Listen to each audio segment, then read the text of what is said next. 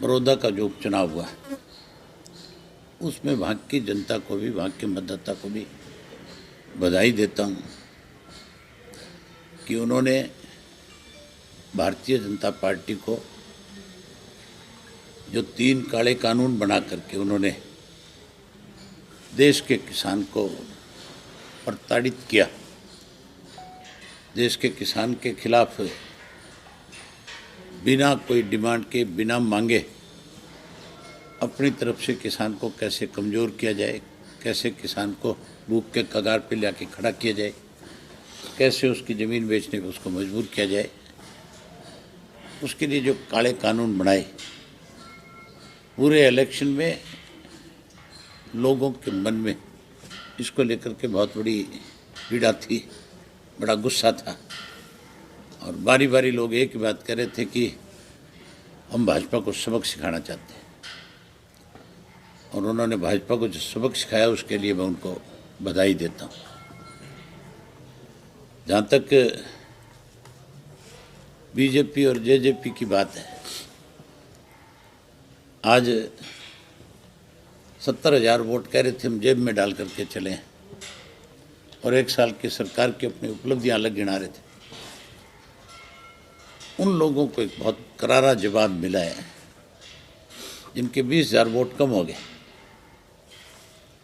हमारा तो इस तरह के हालात के बावजूद भी वोट बैंक बड़ा है, और लोग हमारी पार्टी को और बड़ी संख्या में वोट देना चाहते थे। लोगों की बहुत इच्छा थी कि इंडियन नेशनल लोकदल पार्टी को बड़ी ताकत दें, लेकिन एक डर सता रहा था अंदर ही अंदर। इस बात को लेकर के डर था कि कहीं अगर बीजेपी का दाव लग गया तो फिर सारे देश का किसान हमें इस बात के लिए कोसने का काम करेगा कि हमने उस भाजपा को जिताने के लिए अपने वोट को बांटने का काम किया, जिस भाजपा ने किसान को मारने का एक बड़ा षड्यंत्र और कानून बनाया। हमारा वोट बढ़ने के बाद भाजपा और जसपा बुरी तरह से हारी है।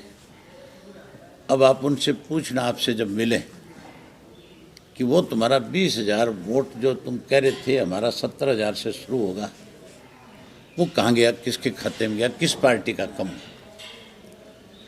लोकप्रियता किसकी कम हुई तुम्हारे में से?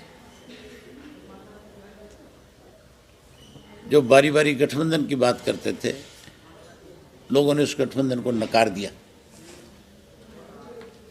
प्रदेश के मुख्यमंत्री को 1 साल में जिस तरह से लोगों ने नकारने का काम किया है, उससे मुख्यमंत्री को सबक लेना चाहिए। ये जो अध्यादेश है, ये बीजेपी जो लेकर के आई, जिसका कानून बनाया, वो किसान की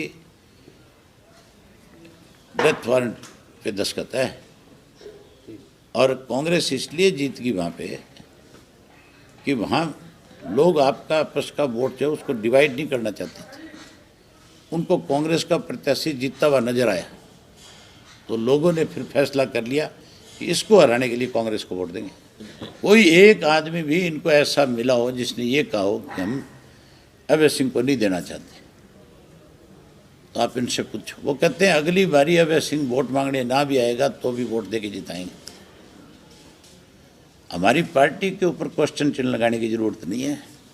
हमारी पार्टी का आधार बहुत बड़ा है और बहुत बड़ा है, मुझे स्वीकार करने में कोई संकोच नहीं है। लेकिन मुझे कोई ज़बरदस्ती ये कहलवाना चाहे कि कांग्रेस मजबूत थी, कांग्रेस मजबूत नहीं थी, कांग्रेस लोगों की मजबूरी थी। कांग्रेस ही तो लड़ रहे हैं आपस में।